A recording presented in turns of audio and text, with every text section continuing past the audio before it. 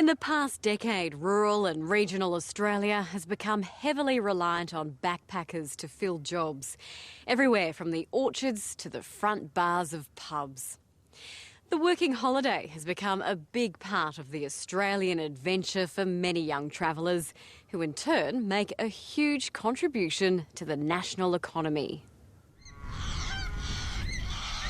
Anne-Marie Flattery builds a fire to boil the billy for morning smoko on a remote South Australian cattle station. For an Irish colleen with no rural background, it's been quite an adjustment to the ways of the outback. Oh, after the flies and the mozzies, you kind of get used to it pretty quick. But yeah, it's definitely something you have to get used to, the heat and everything, but it's good. Her partner, Kenny Dowling, has enthusiastically embraced the station work, but is still staggered by the dimensions of the outback. He's come from a 20-acre farm to a property stretching over 2 million acres. Oh, it's unbelievable compared to what we're used to. You know, it's just acres upon acres of sand and yellow grass compared to small fields at home. You know, it's just bare compared to what we'd be used to. Backpackers on an outback adventure. And it's had its moments, especially the first night they spent in a mustering camp. You know, there was a couple of cattle coming in to get water that night where we were, and I nearly had a heart attack. I was waking Kenny. But no, you get used to everything. It's just something I would have never been around when I was at home. And what inspired you to come out here, Kenny?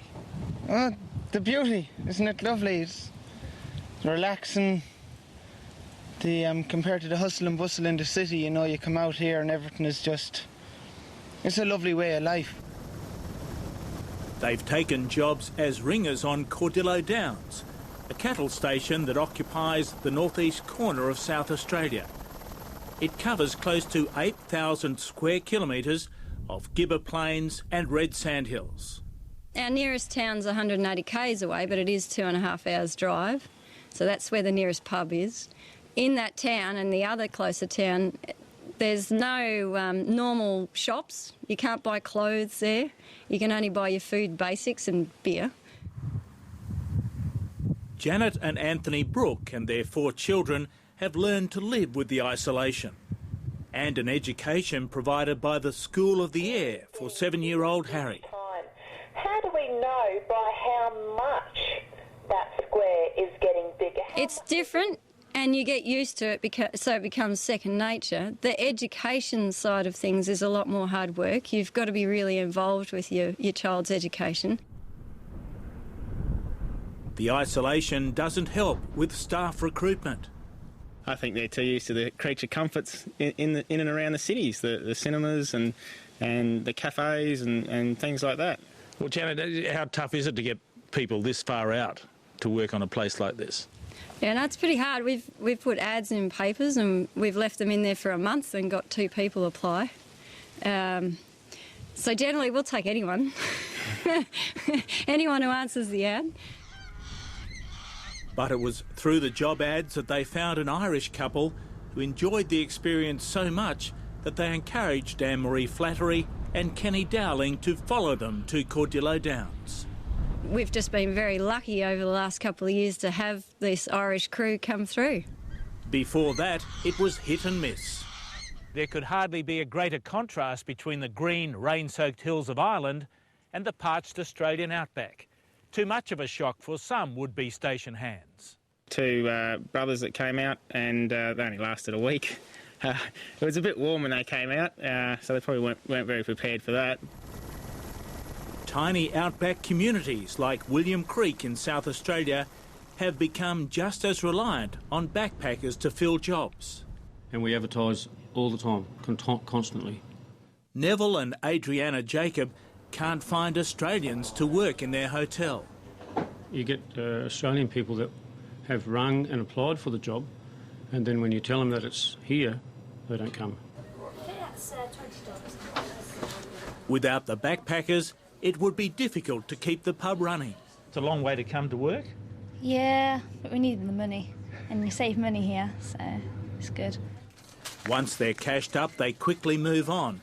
But fortunately for William Creek, there's always other adventurous travellers willing to give it a go in the outback. What do you think you've got from the experience? A lot of skills. Yeah, I can cook burgers and chips now. And it's just interesting being in the middle of nowhere. Yeah, even breaking horses is different here, you know, like the... On Cordillo Downs, strong bonds have been forged with the Irish workers.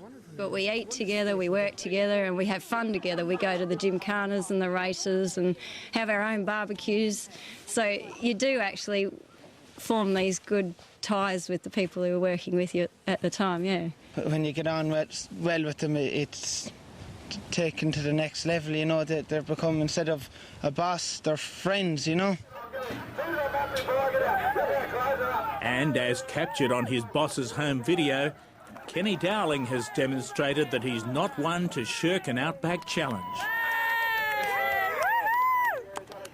Buck jumping was something I've always wanted to do, and you only ever see it on TV.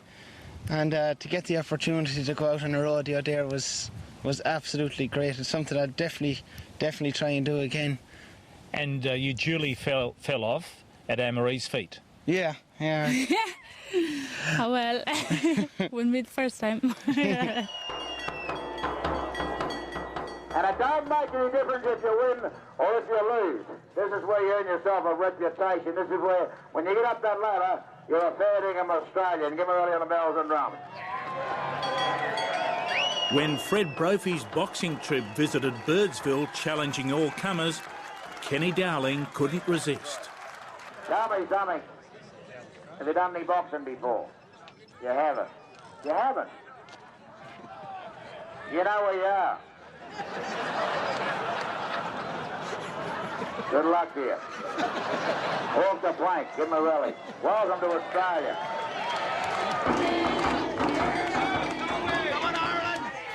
He had the crowd on his side. He definitely had Cordillo Downs behind him, and he had a size advantage. But perhaps not the size or the stamina to deal with his elusive opponent, who went on to record a points victory.